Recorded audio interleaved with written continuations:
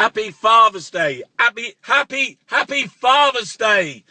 Tony Blair's been out this morning saying Iraq, it's not my fault. It's not my fault. I didn't start the fire. I never say it right. Hey, we need to, John McTernan, we need to go back to Iraq and bring them back the freedom and the democracy they deserve. They haven't had enough. They haven't had enough. Happy Father's Day. I see mass executions. There's bodies and we're just shooting them all. The ISIS, they just put a load of bodies down. Shia, Iraqi, they just shot them all. You've got Syria, you've got Iran, you've got the Americans, you've got Israel, you've got JP Morgan, BP, the drug of the economists, the oil, the greed, the feeding, the frenzy, the war machine. Without debt, destruction and death, the global economy will collapse. And you go in the centre, Tony Blair, the hubris, the narcissist, the warmongering, the hate, the stony-faced killer. He's out in the middle of Iraq. He's on every single TV screen. They say, what are we going to do? What are we going? Haven't you done enough? Haven't you done enough? You got your football sponsored by the Qatari. You've got England against Italy. Didn't you see Pirlo? He was having a glass of wine. He had his elbow on a thing. He was dressing in a really nice beard, and he looked cool. Meanwhile, out in Iraq, they're all dead. They've been burned. They're dying. They're on fire. They're running for their lives. And Tony Blair comes out, and he's on every single TV. Cameron's out. He's saying we need to be more British. You've got a Tony Blair article underneath. Cameron saying we need to be a bit more patriotic. We need to have the flags of St. George and England. And about like the schools in Birmingham. You know, when does this stop? David Aronovich is saying, look, after the mass execution, this is the signal, this is the sign that the world has to go to Iraq and end it.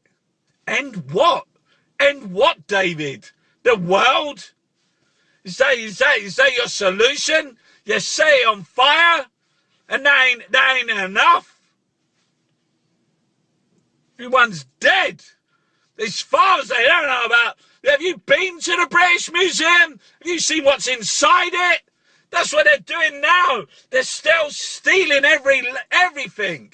It's got nothing to do with us. Never had anything to do with us. Nothing's... Why? It's about the oil. It's about the oil. It's about BP, Marks and Spencer's, the Wild Bean Cafe. It's about you turning up and fueling your car. Because that's what they told you to do. Because that's how they said the world's run. We need oil. We need energy. And they like the money. They like the power. They like the greed. They like the smell of death. They like this. This is how they control things.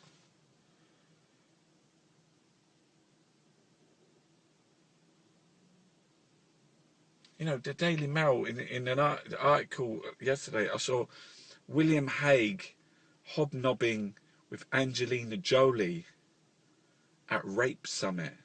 Hobnobbing at Rape Summit. The government, the media, the war machine, it's disgusting.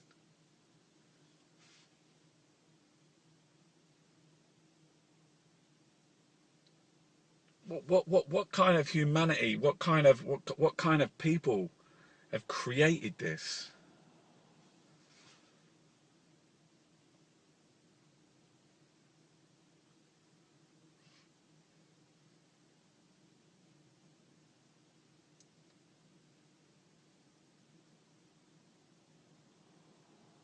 Fathers, men.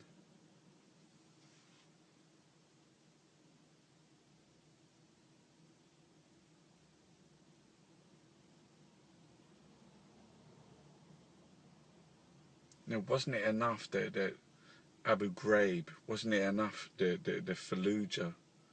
Wasn't it enough the Baha Musas? Wasn't that all enough?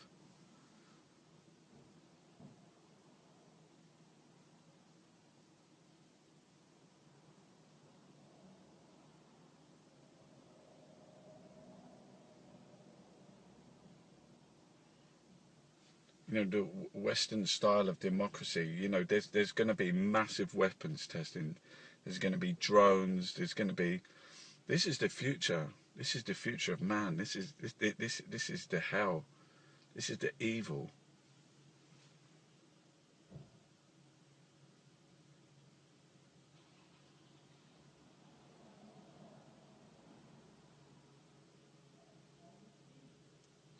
These media and governments and war machines. They're breeding prejudice every day of the week. They know that's how they control things.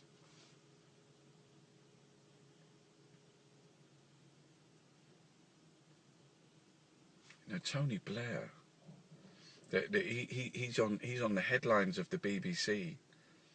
That he's the Middle East peace envoy.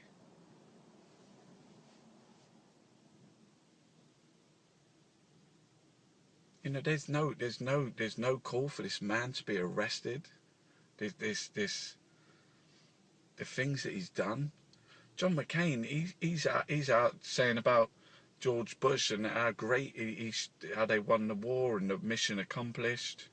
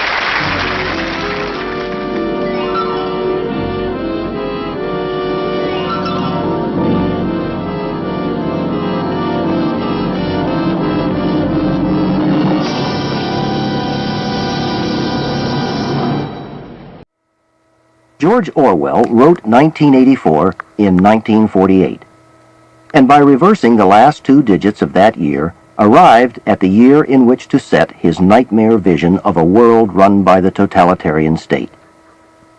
Orwell was of a generation of socialists who had believed in the Russian Revolution, and had gone to fight for socialism in the Spanish Civil War, and was, like others, vastly disillusioned when word of Stalin's barbarity began to leak to the West.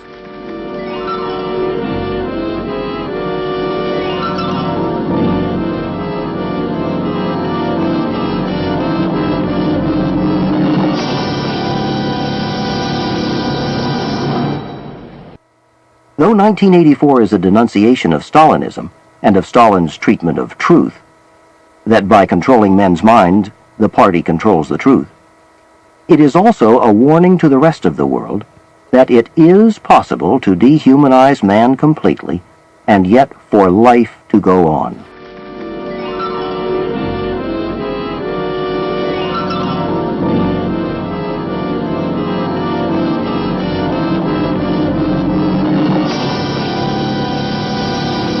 In a society that builds machines which act like men and creates men who act like machines, it is possible that you, too, may come to love Big Brother. And now, 1984.